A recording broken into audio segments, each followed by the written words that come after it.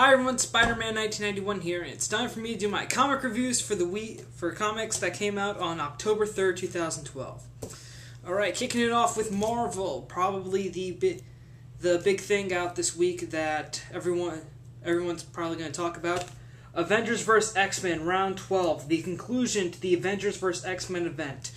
I don't really want to spoil the plot, so I'm just going to completely leave that out and just say that this was a great ending.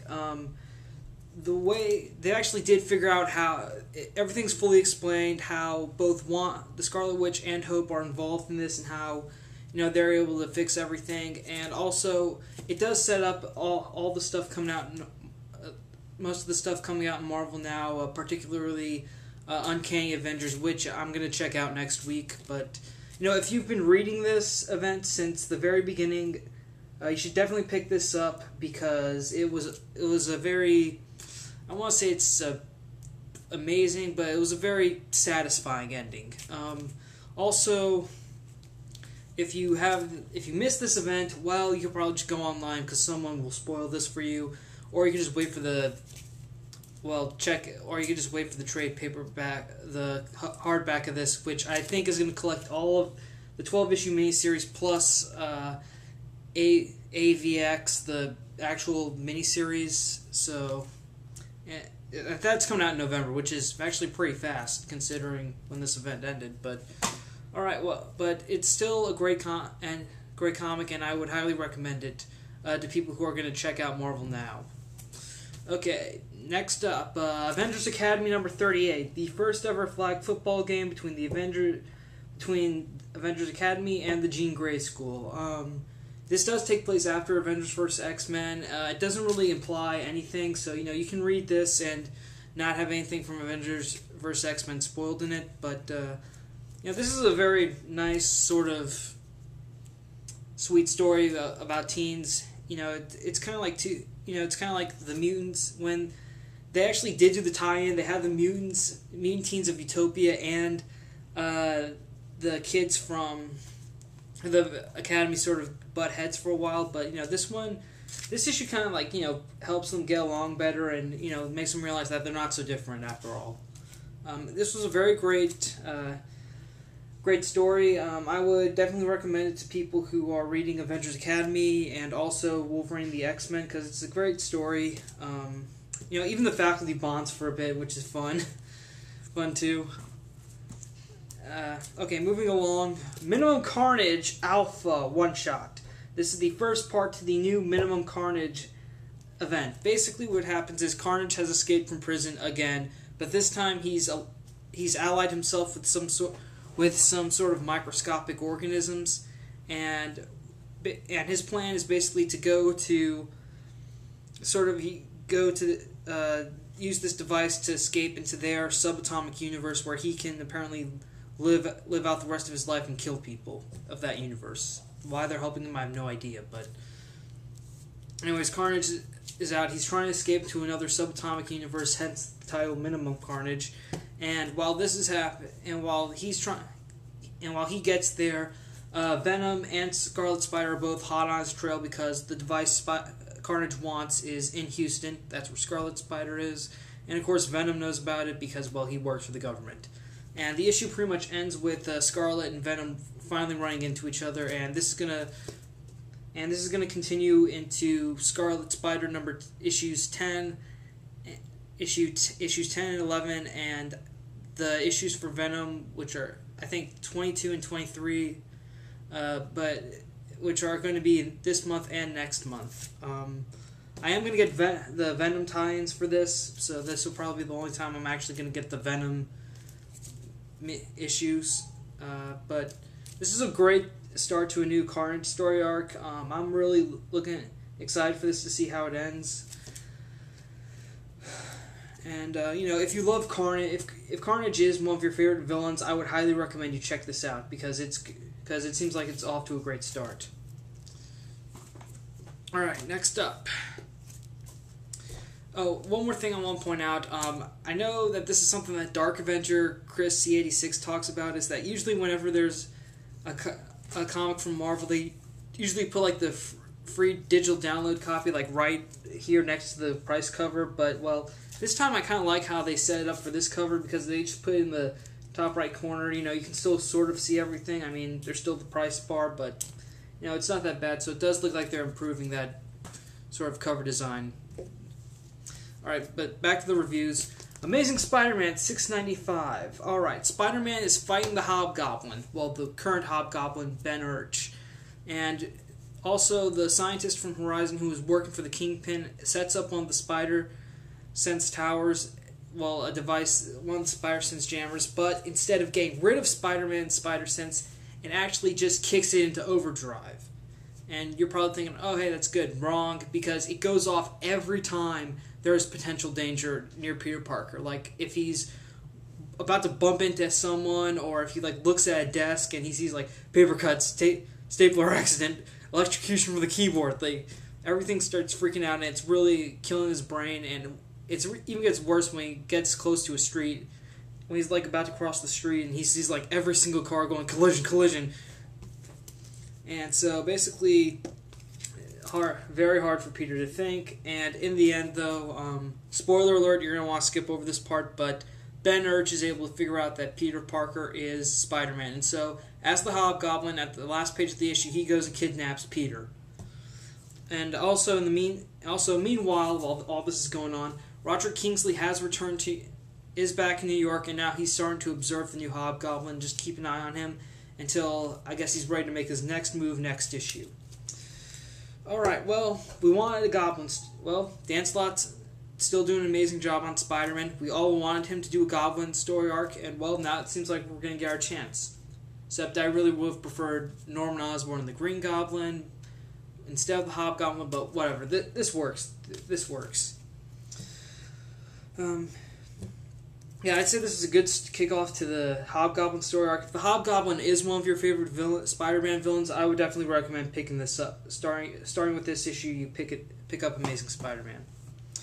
Alright, now for DC. This was something that came out 2 weeks, I think it was 2 weeks ago, and I just got it because, well, I read the origin to Nightwing, I read the origin to Tim Drake, so why not read what's different about Jason's origin? And, well, not much, except apparently that now the Joker had played some sort of role in Jason meeting Batman and becoming the new Robin. No, I just got this because if you are curious about the Jason Todd's origin, I would say pick it up. It's really not that different. Really, other than that thing with the Joker, not much. It's just basically a summary of Jason's life and career as Robin up until his death, and then the Lazarus Pit. That's it. So, yeah. Not really something I would recommend, only if you want to, read about Jason Todd. That's pretty much the only reason. Okay, continuing with DC.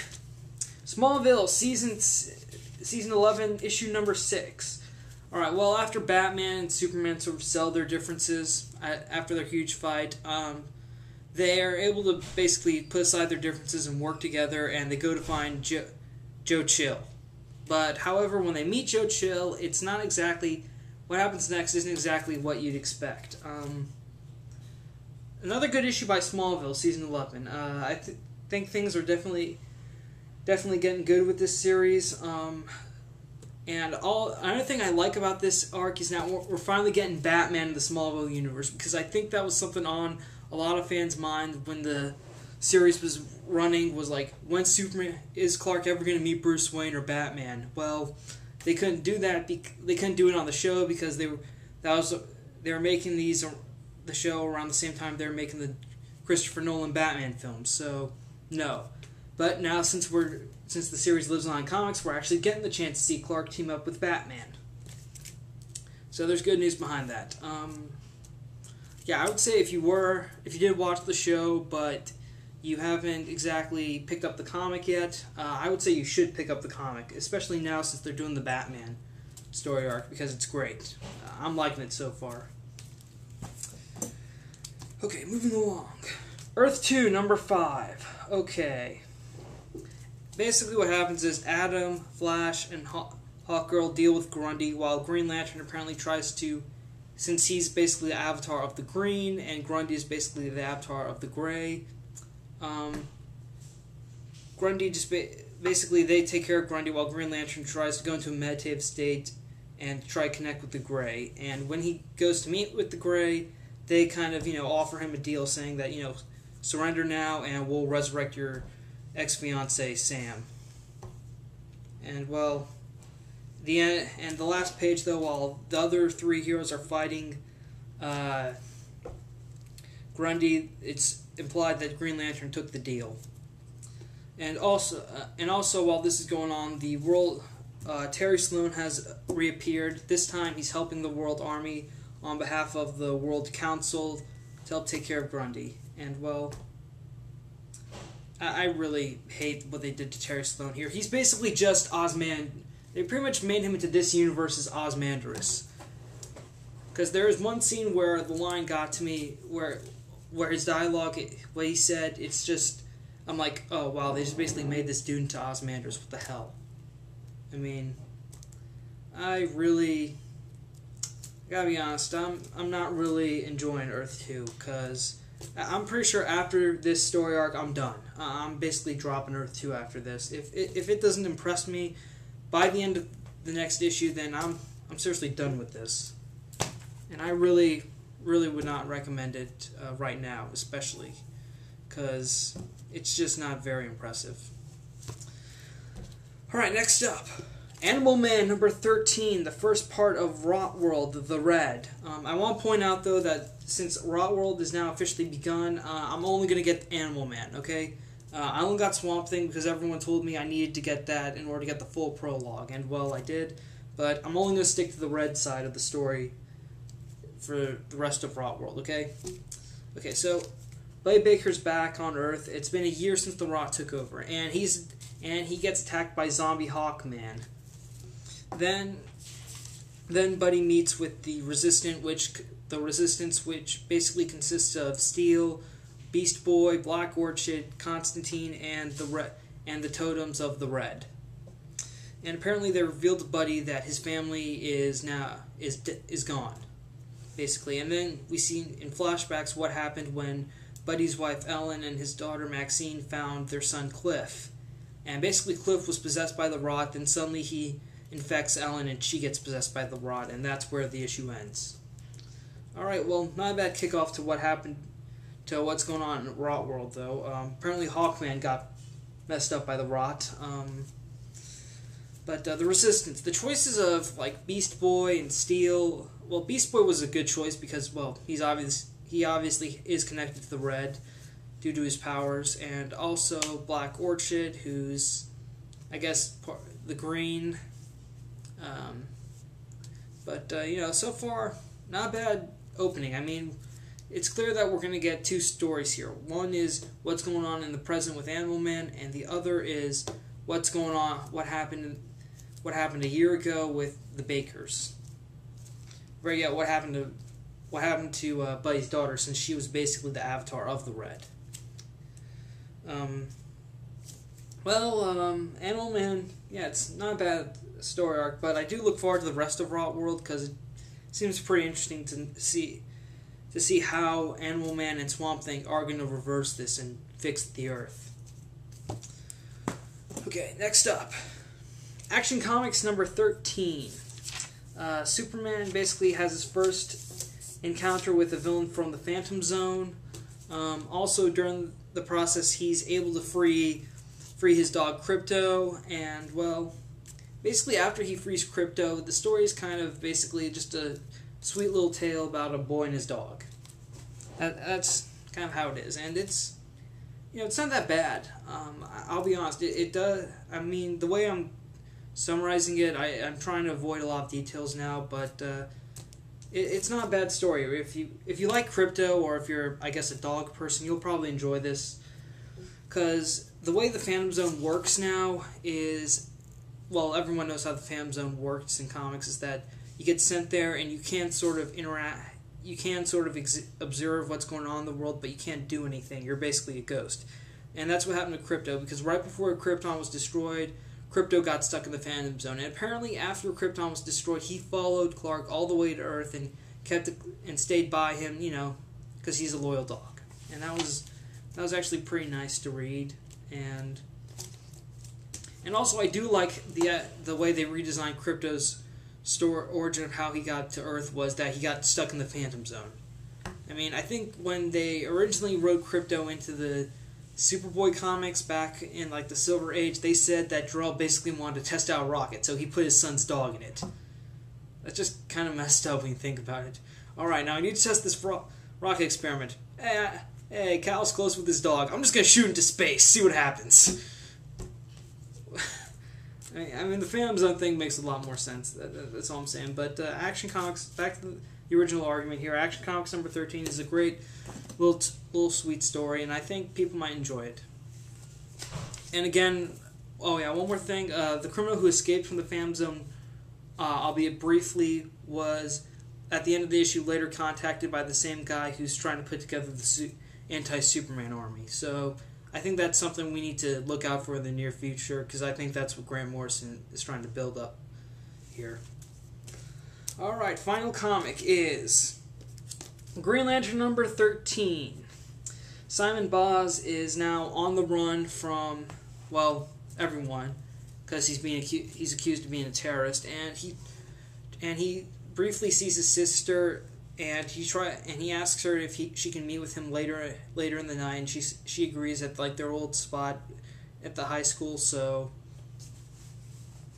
Baz shows up there to meet with her, but instead he's greeted by the Justice League, and that's where the issue ends for Baz. And meanwhile, while this is going on, the Guardians' Third Army is still continuing to assimilate more people by, you know, basically turning them into them, because you can look on the back here and sort of see what the Third Army looks like, and that's basically what the Third Army is doing, is they're trying to assimilate people into them, and so that they would all be, so that basically their will would be the Guardians.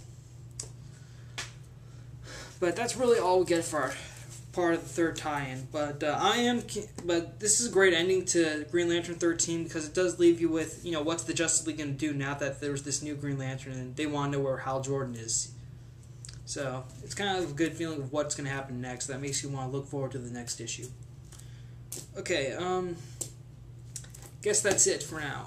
Oh yeah, one more thing about whether or not you actually need this issue for the Rise of the Third Army. I don't really think so, because, well, what I'm doing this month is I'm going to get the 13th issue of all the Green Lantern books, you know, Green Lantern Corps, New Guardians, Red Lanterns, and I'm going to, you know, read each one, see if you know, you actually need all of them in order to get the full story, or if you can just get one Green Lantern title. So, but the way this issue was written, I really don't think I'm kind of leaning towards the idea that you don't need to get all of the Lantern books. Okay, so closing arguments. Green Lantern number 13. Simon Baz is confronted by the Justice League, and the Third Army continues to recruit more members. Action Comics number 13. Crypto is back. A very sweet story between a boy and his dog. Oh, also, I forgot to mention this, but good news, everyone. The Fortress of Solitude is back on the North Pole, and it's made out of ice, or Kryptonian crystal, or whatever the hell it's made out of. Anyways, original Fortress back. Good. Animal Man number 13. First part of Rot World leaves you with a few questions, but hopefully it's in good hands with Jeff Lemire, and they will probably be answered by the story's end. Earth 2 number 5. This title is really starting to annoy me. I'm definitely probably going to drop it after next month. Smallville, Season 11, number 6. The Batman and Superman confront Joe Chill. You'll probably be a little... But the meeting does not turn out the way you think it goes. Red Hood and the Outlaws, number 0. Jason Todd's somewhat different revised origin. Okay, revised. Amazing Spider-Man, 695. Kicking off a new Hobgoblin story arc. If you love that Goblin, you'll definitely enjoy this. Minimum Carnage Alpha one-shot. Very nice, very great opening to a new Carnage story arc. Can't wait to see what happens next. Avengers Academy. Nice, sweet story about two schools coming together for just a little bit of fun. And Avengers vs. X-Men. Nice ending. Definitely leads into what's going to happen in Marvel now. I would definitely recommend this to anyone who who's been reading Avengers vs. X-Men or wants to check or is going to check out Marvel now, I guess. Okay, that's it. Thank you for watching. Thank you for subscribing. Spider-Man 1991 saying see you later.